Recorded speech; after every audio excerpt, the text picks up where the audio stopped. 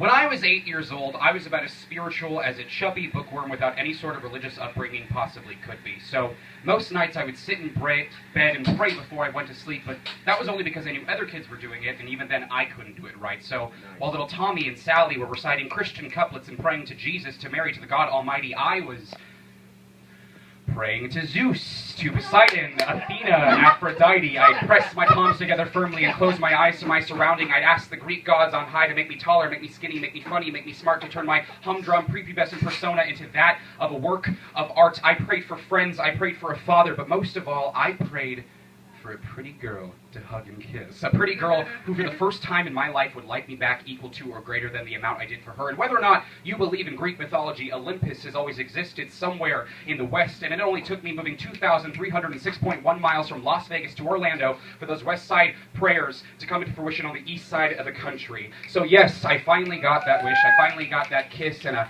parking lot of an LA Fitness only a few miles away from where I live now, and it was rushed, and it was awkward, and it was wrong, yes, but when it wasn't, get it in. When it was slow, when it was patient, when it was right, I found myself silently thanking that chubby 8-year-old bookworm huddled in his bed back in Vegas. Because you know how they say in movies that the first few kisses should always have that spark? Well, baby, when we kissed, there was no spark.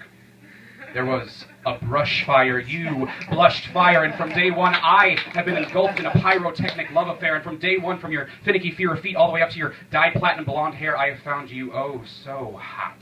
And from day one, each kiss has fueled a fire that I have hoped to never see the dying ashes of. So go ahead and steal my breath, stain my lungs with smoke, give me third-degree burns from my flesh all the way to my heart. I don't care, because I would gladly take it all if it meant I never had to take a break from you. Because when we are together, you make me feel...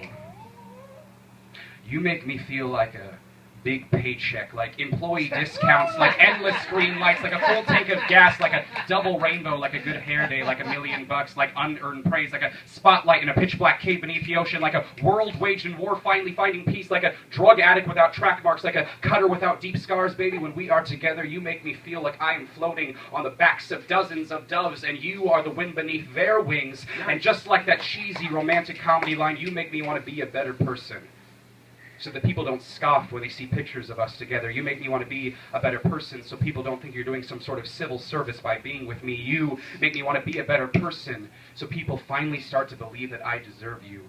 Nice. Even though I'm still not entirely sure of that myself. There are an infinite amount of things about you that I am in love with, that I can't get enough, like how absolutely cynical you are when it's just you and me, but how I know deep, deep down you are a mouthful of cavity sweet, like how passionate you are, like how political you are, like how patriotic you are, like how you are more patriotic than George Washington, Andrew Jackson, Abraham Lincoln, Ronald Reagan, and Uncle Sam combined, even if they were morphed together as freakish Siamese quintuplets, and they were decked out in red, white, and blue apparel, and they were jacked up on Native American steroids, and they were batting in some Major League Baseball game, and they were hitting homer after homer, and they won, and the crowd is cheering, and they celebrate their victory with a big, elaborate, yet politically correct speech, and they celebrate their victory with a warm slice of apple pie and a trip to Disney World. You are much more patriotic than all of that shit. Hell, you are so patriotic, you can make the whole entire Hall of Presidents look like a bunch of bastardy Benedicts. I love how you hum harmonies to the scores of movies and TV shows we watch, so pitch perfect and yet so fucking loud sometimes I can't even hear the lines being said, and I forget what's going on. And I love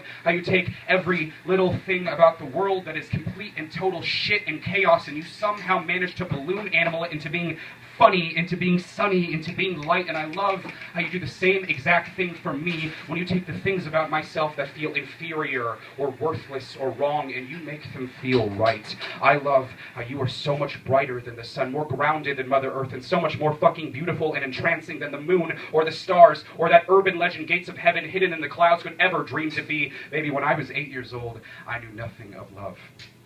But I did know an unusual amount of Greek mythology, and there's one myth in particular that's always been a personal favorite of mine. Maybe you've heard of it. Aristophanes said that humans originally had 4 arms, 4 legs, 2 heads, 2 sets of genitalia, and 2 hearts. And because they were so proud and so powerful and boasted to the gods that they would one day overthrow them, Zeus had the bright idea to split human beings in half and scatter them around the world. And it was said that humans would then spend the rest of their days in utter misery until at long last they were reunited with their missing half, the missing piece, the very person who was ripped from their hearts at birth. And this is where the word soulmate comes from. And baby, this is where you come from. You, the very person that was ripped from my heart at birth, this is where you come from. Thank you. Aw.